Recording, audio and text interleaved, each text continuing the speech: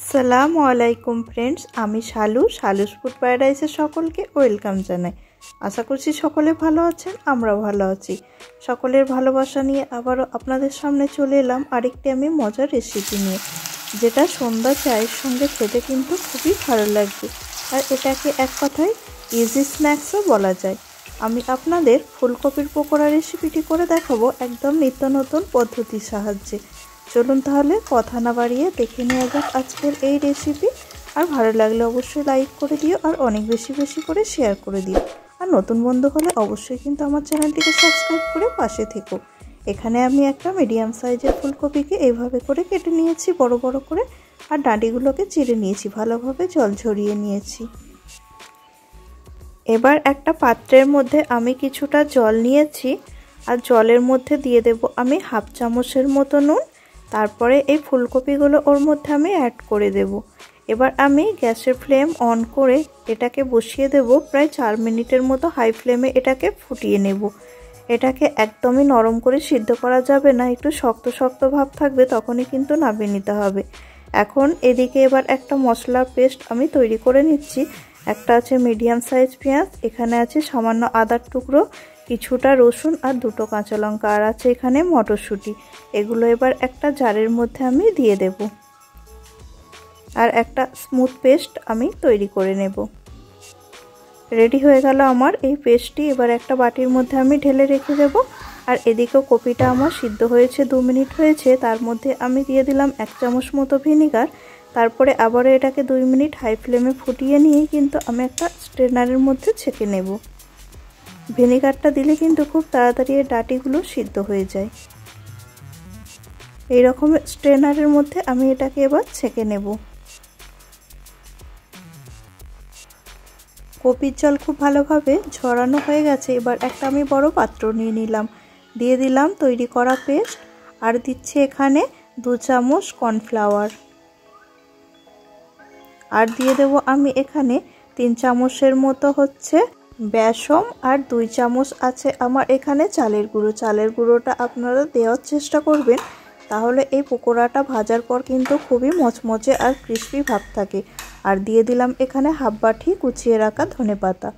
এবার এর মধ্যে আমি কিছু মশলা অ্যাড করব। দিয়ে দিচ্ছি হাফ চামচের মতো একটু কম নুন, সামান্য গোলমরিচ, হাফ চামচ জিরের গুঁড়ো, হাফ চামচ হলুদের গুঁড়ো, হাফ চামচ কাশ্মীরি লঙ্কার গুঁড়ো, হাফ চামচ ধনের গুঁড়ো, সামান্য পরিমাণ হাফ চামচের মতো আছে আমচুর পাউডার। এবার সব মিশ্রণগুলোকে আমি একসঙ্গে মিক্স করে নেব প্রথমে চামচের সাহায্যে, তারপরে অল্প অল্প জল দিয়ে আমি হাতের সাহায্যে একটা ঘন থকথকে ব্যাটার তৈরি করে নেব। খুব অল্প অল্প করে জলটা দেবেন, প্রথমে কিন্তু অনেকটা জল দিতে যাবেন না। এই ব্যাটারের ঘনত্বটা কিন্তু খুব বেশি পাতলা করা যাবে না। আবার আমি সামান্য জল অ্যাড করছি।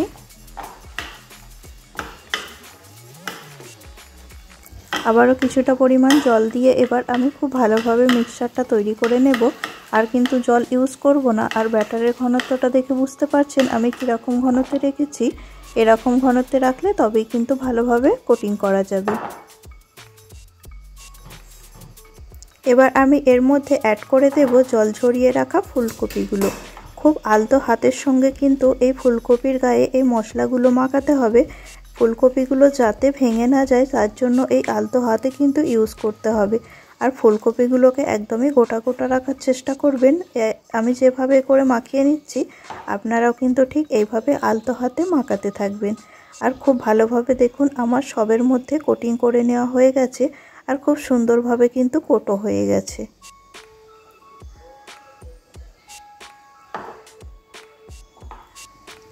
দেখেছেন খুব সুন্দর কিন্তু রেডি হয়ে গেছে এবার ভাজার জন্য। এবার একটা কড়ার মধ্যে আমি পর্যাপ্ত পরিমাণ সাদা তেল নিয়েছি। তেলটাকে কিন্তু খুব ভালোভাবে গরম করতে হবে। আর ভালোভাবে গরম হয়ে যাওয়ার পর তখন কিন্তু গ্যাসের ফ্লেম মিডিয়ামে দিয়ে এক এক করে আমি এই ফুলকপিগুলো এর মধ্যে অ্যাড করে দিচ্ছি। এবার কিছু সেকেন্ড পর এটাকে উল্টে দেব, আর এই রকমই করে আমি 4 থেকে 5 মিনিট মিডিয়াম টু লো ফ্লেমে এটাকে লাল লাল করে ভেজে নেব। বন্ধুরা, ফুলকপিগুলো যখনই আপনারা কাটবেন অবশ্যই কিন্তু ডাঁটিগুলোকে খুব ভালোভাবে 3 থেকে 4টে করে লম্বালম্বি করে চিড়ে দেবেন, তাহলে কিন্তু খুব সহজে খুব তাড়াতাড়ি এটা সিদ্ধ হয়ে যায়।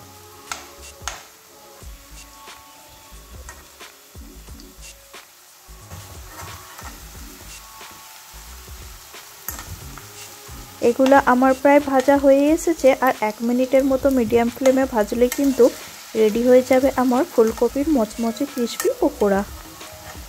এবার আমি স্ট্রেনারের মধ্যে তুলে নিচ্ছি আর গ্যাসের ফ্লেম অফ করে দেব। আর এটা থেকে খুব ভালোভাবে কিন্তু আমি তেলটা ঝরিয়ে নেব। আপনারা চাইলে ডাইরেক্ট তুলে টিস্যু পেপারের মধ্যেও দিতে পারেন। এবার আমি একটা প্লেটের মধ্যে এগুলোকে ঢেলে দিচ্ছি। আওয়াজটা শুনে নিশ্চয়ই বুঝতে পারছেন কতটা ক্রিস্পি হয়েছে এই পকোড়াগুলো, আর দেখতেও কিন্তু খুব সুন্দর হয়েছে। এভাবে করে আপনারাও কিন্তু অবশ্যই বাড়িতে তৈরি করে নিতে পারেন।